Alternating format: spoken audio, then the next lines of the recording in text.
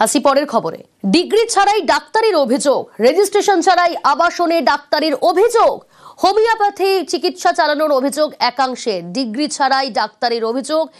বেলঘড়িয়ার উদয়পুরের ঘটনায় রীতিমতো চাঞ্চল্য। সুবীর রয়েছে আমার সঙ্গে টেলিফোন লাইনে। সুবীর, কতদিন ধরে এই ডাক্তারি করছিলেন? এই ডিগ্রি ছাড়াই ডাক্তারির যে অভিযোগ সামনে এলো, কি জানাচ্ছেন তিনি?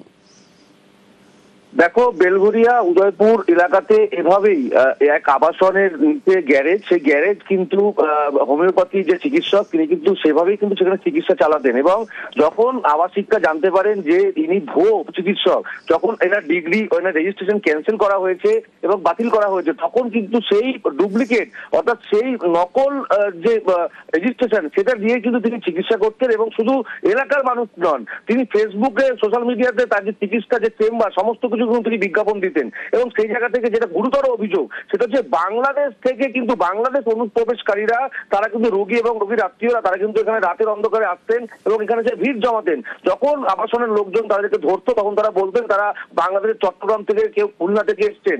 এই যে বাংলাদেশ অনুপ্রবেশকারীরা এখানে যে ভিড় করতেন, এই নিয়ে এই যে ডাক্তার অর্থাৎ চিকিৎসা যারা করাতে আসতেন তাদের দীর্ঘক্ষণ তাদেরকে দাঁড় করিয়ে রাখা হতো। এবং এই নিয়ে কিন্তু এলাকার পরিবেশ নষ্ট হচ্ছিল, কারণ বিভিন্ন সংক্রমণ জাতীয় যারা রোগী তারা কিন্তু এখানে আসতেন এবং বারংবার আবাসিকরা বলার পরে কিন্তু আবাসিকদের যার বিরুদ্ধে অভিযোগ তার কি বক্তব্য? দেখো, চিকিৎসক কিন্তু তার বিরুদ্ধে ওঠা সমস্ত অভিযোগ অস্বীকার করেছেন, কিন্তু এই যে আবাসিক যারা রয়েছেন তারা কিন্তু পরিষ্কার বলছেন যে ইনি ভুয়ো চিকিৎসক এবং এইভাবে তিনি চিকিৎসা করে যাচ্ছেন।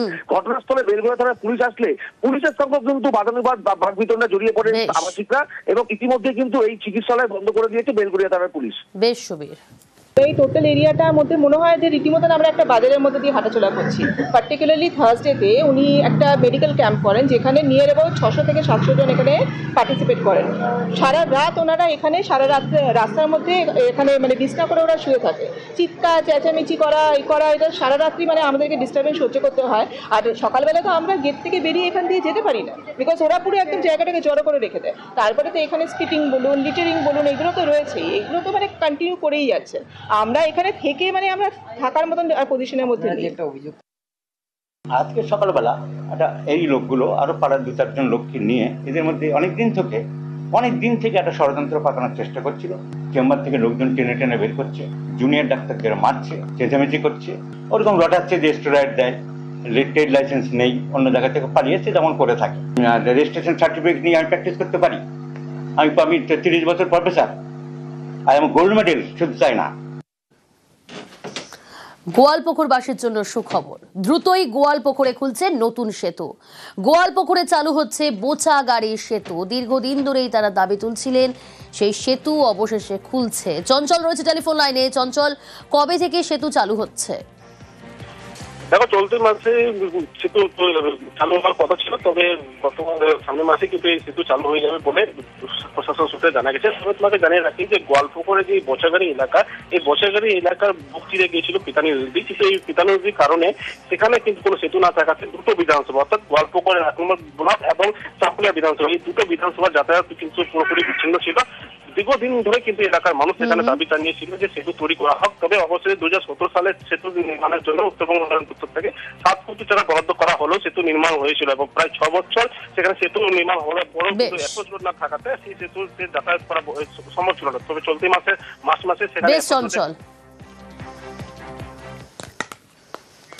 সবঙ্গে এসি যাত্রী প্রতীক্ষালয়, 95 লক্ষ টাকা খরচে যাত্রী প্রতীক্ষালয়। বাস যাত্রীদের জন্য প্রতীক্ষালয়, পূর্ত দফতরের একসঙ্গে 30 জনের বেশি যাত্রীর বসার ব্যবস্থা। যাত্রী প্রতীক্ষালয়ে রয়েছে শৌচালয়। পুজোর সময় উদ্বোধন করেন সেচ মন্ত্রী, আর তারপর থেকেই সুবিধা পাচ্ছেন যাত্রীরা।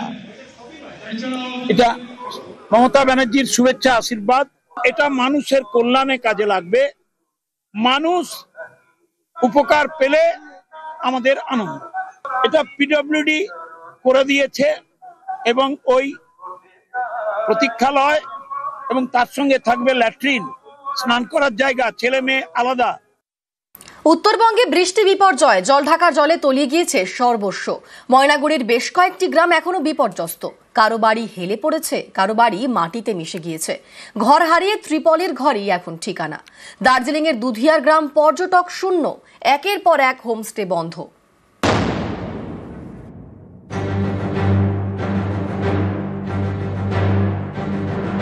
হেলে পড়েছে আস্ত একটা বাড়ি।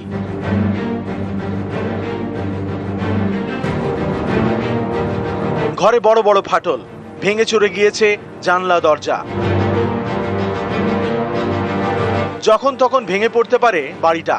বিপর্যস্ত জলপাইগুড়ির গ্রাম ময়নাগুড়ির হরিহর ভিটায় এভাবেই ভিটে মাটি হারিয়ে ত্রাণ শিবিরে থাকছেন কয়েকশো জন।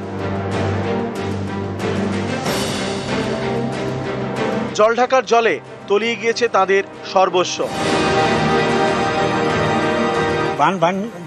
জল ঢুকে এই পরিস্থিতি। নিজের বাড়ি দেখে নিজের কি ভয় লাগছে? হ্যাঁ, ভয় লাগছে। কেন এই বাড়ি যেভাবে হাইলারিছে, কোন সময় বাড়ি ভাঙ্গা পড়ে আর কোনো ঠিক নেই। সরকার দিচ্ছে তখন ভেঙে যাওয়া আমি কি কান্না, রাস্তা পুরো কান্না করছি। বাড়িটা ডিগি হয়ে গেছে, ছেলেটা প্রতিবন্ধী, আমার কোনো উপায় নাই, বুড়ো বুড়ি কাজ করতে পারি না। গ্রামের যে রাস্তা সেখানে দেখতে পাওয়া যাচ্ছে যে রাস্তার একাংশ তো ভেঙে বেরিয়ে গিয়েছে এবং সেখান থেকে জল এসে একেবারে ধাক্কা মারে হচ্ছে এই বাড়িতে। ফলে বাড়ির দেওয়াল ভেঙে বেরিয়ে যায়, ভিত ভেঙে বেরিয়ে যায় এবং এভাবেই হেলে পড়ে রয়েছে বাড়ি। তবে এখন যা পরিস্থিতি এবং মাঝে মাঝে যেহেতু বৃষ্টি হচ্ছে এবং যে পরিস্থিতির মধ্যে তাদেরকে থাকতে হচ্ছে তাতে তারা বেশ আতঙ্কে। এ কারণেই যে অবস্থার মধ্যেই হেলানো বাড়িটি রয়েছে সেটা যদি ভেঙে পড়ে তাহলে ফের নতুন করে বিপদ ঘটতে পারে। টাকা পয়সা তো এখন বর্তমান কিছু হাতে নাই। 30,500 টাকা ছিল, ওটাও আমাদের যেদিন বন্যা হয় সেদিন মাকে বের করতে গিয়ে টেবিলে রাখছিলাম, ওটা চলে গেছে। এখন বর্তমান নিরুপায়, কিচ্ছু নাই আমাদের হাতে। রান্না করার বাসনপত্র শুদ্ধ না, আপনি দেখেন রান্না করে কি পরিস্থিতি, আমাদের কোনো কিছুটাই নাই।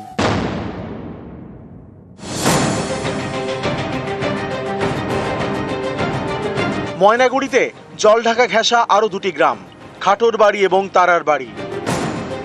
এই দুই গ্রামেও একই ছবি। জলঢাকার জল গ্রামে ঢুকে ভাসিয়ে দিয়েছে সর্বস্ব। মাটিতে মিশে গিয়েছে প্রায় 50টি বাড়ি।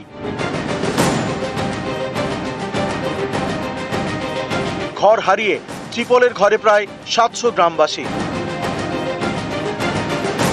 সব ভাষা নিয়ে গেছে। আমরা তো গরিব মানুষ, কি করে দিন কাটাবো এই গরমের মধ্যে? কবে ফিরবো জানি না। ক্লিনিং করতে পলি পড়ে গেছে, সেটা করতে একটু সময় লাগছে। আমাদের সিভিল ডিফেন্সের ছেলেরা, পুলিশের তরফ থেকেও বিভিন্ন টিম লেবার এনগেজ করা আছে, যাতে যত সম্ভব ঘর ঠিক করে ওদের ঘরে পাঠানো যায় সেই চেষ্টা আমরা করছি।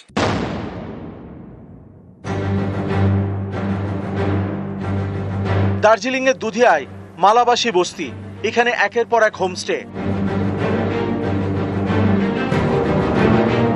সারা বছর জমজমাট। এখান থেকে খাওয়া দাওয়া সেরে মিরিক, কার্সিয়াং, সুখিয়ায় ঘুরতে যান পর্যটকরা। এই মালাবাসী বস্তির হোমস্টেগুলি এখন খাঁ খাঁ করছে, পর্যটক শূন্য। দূর দূরান্তের পর্যটকদের জন্য আশ্রয়স্থল ছিল দুধিয়ার কাছের এই মালাবাসী গ্রাম, আর যেখানে 10টির বেশি হোমস্টে প্রতিনিয়ত পর্যটকদের আনাগোনা ছিল। দুধিয়ার লোহার ব্রিজ ভেঙে কার্যত হোমস্টে বন্ধের মুখে। বেশিরভাগ হোমস্টেতে ঝুলছে তালা। होमस्टे तो सब बंद है, अभी नहीं आ रहा है। ब्रिज से टूट गया ना, कैसे आएगा? सब बंद है, टूरिस्ट लोग नहीं आ रहे हैं, रास्ता ही बंद है ना। इधर का बहुत लैंडस्लाइड हुआ है इधर भी, इसलिए अभी एक भी टूरिस्ट भी नहीं। जब ये जो ब्रिज टूटा है उसी से अभी नहीं आया है। तो हम लोग चाहता है ये जो स्टील ब्रिज टूटा हुआ है उसमें जल्दी से बांध लगा के वो पुल का पुनर्निर्माण कर दिया जाए। নিউজ 18 বাংলা।